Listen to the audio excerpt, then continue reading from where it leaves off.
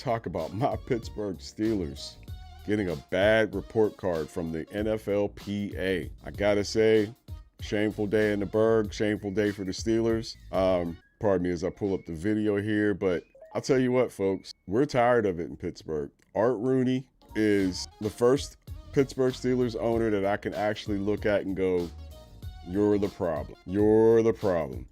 Obviously, Art Sr. wasn't a problem, obviously. But Art the second, problem. Hey, guy. In my face. Pardon me for this. I'm going to put this on YouTube so we can watch it together. We got a clip from... Hey, guys. It's your favorite Unc here. Go ahead and... As you can tell, your uncle Shannon Sharpe and his partner Ochocinco as they discuss this particular story. I'm going to go ahead and advance past the gambling ad as all these doggone sports podcasts. Man, it's a problem. If you're interested in this topic of gambling ads and black men in particular, Torre just published a video about how these gambling houses are using black men to sell trust. Just take a look at Torre's video. It's pretty insightful. Without further ado, we'll move into, again, Shannon and Ochocinco on the Steelers report card from the NFLPA as the worst team in the NFL to play for ever. Sad day for me. Increase the standard. Acrisure Stadium grass turf was subject of a discussion after it was particularly torn up during Week 6 between the Steelers and Browns. Ocho? Yes, sir. NFL won the grievance. They're like, you can't release this because you're releasing this in bad faith and and you're trying to make our team look bad. Right. But why can't? But I'm just saying. But what's? You don't want the player's opinion? You got all these sites that have an opinion. They grade the players, which is third party. Yep. And a lot of people base their grades and how they play players on those grades. Yes. So a player that actually plays there to see it day to day, say, you know what, the training facility is not up to up to par. The craft services, which is the food, is not up to par. Right. The family, where the family resides, it's not up to par. Why? Right. I mean, I'm confused. Why, Ocho? Yeah, listen, that's a good thing. And obviously you think about it too, right? You think about the owners and what they choose to invest in. I mean, what's most important to them? Obviously, everything starts with the product you're putting on the field. Obviously, along with the product, you want to have the best services for said players to keep everyone healthy, strengthen. Look, it's already buck-ass cold in Pittsburgh. I grew up 60 miles east of Pittsburgh. It is freezing cold all the time. As soon as September, October comes around, forget it. The heat's on until April, May. Okay, it is not moderate whatsoever. It's cold. And it's boring.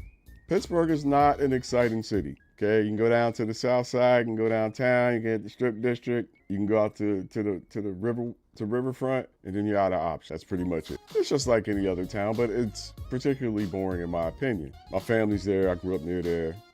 Got a lot of love for Pittsburgh, but the mystique of the Steelers can only carry us so far. These guys that are coming into the NFL, they don't remember the 4 Super Bowls at all. It's not a part of their conscience. They barely remember the last 2 if they remember those at all.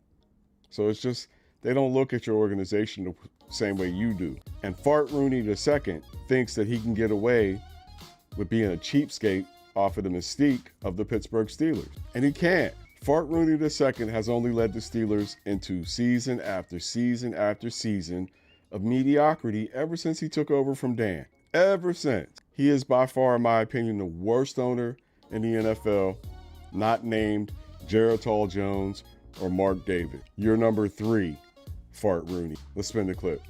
Conditioning, nutrition, some of the things that come to hand right away. Obviously, outside of that, all the other amenities, I think most owners don't see it as important as said players, which is why those that have bad grades, they have them for a reason. Ocho. Yes, sir. The objective is to make as much money as I possibly can while spending. I look at ROI, which is return on investment. Investment, yes. I invest a little, I get maximum in return. Right. Hey, if I upgrade my facilities, if I get a new weight room, if I give the facilities where families can come and the kids can come, right? That's money. I gotta pay for that. Talk to me now. No.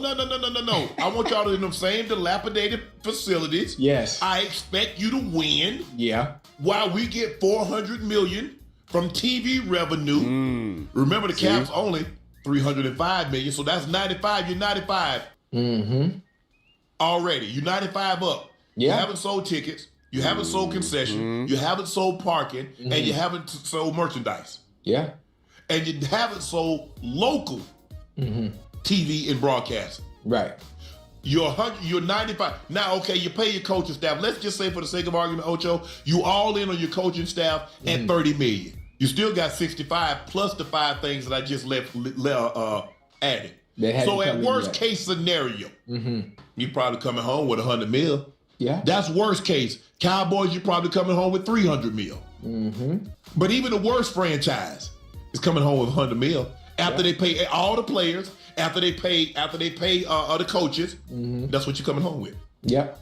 I mean, that's always been the owner's mindset. That's always been the model for any business, especially an entity of this magnitude. ROI. Bottom line. Can I pay less but maximize more? Yep. Profit maximization. Ochocinco talking like an NBA. Steelers fans, you're not gonna like this, man.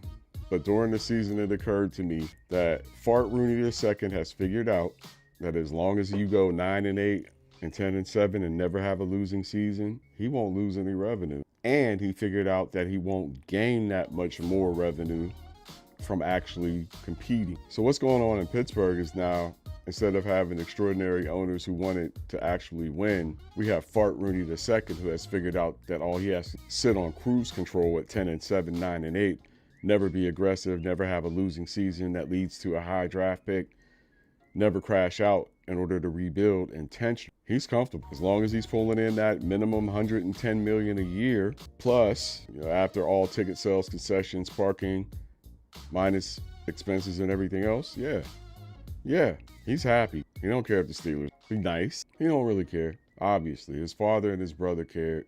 Art Rooney II does not care. And I don't care about Art Rooney II anymore. I'll tell you what, man. I never thought it would be difficult to be a Steelers fan. Art Rooney II, you have made it difficult to be a Steelers. All right, folks, we're going to eat.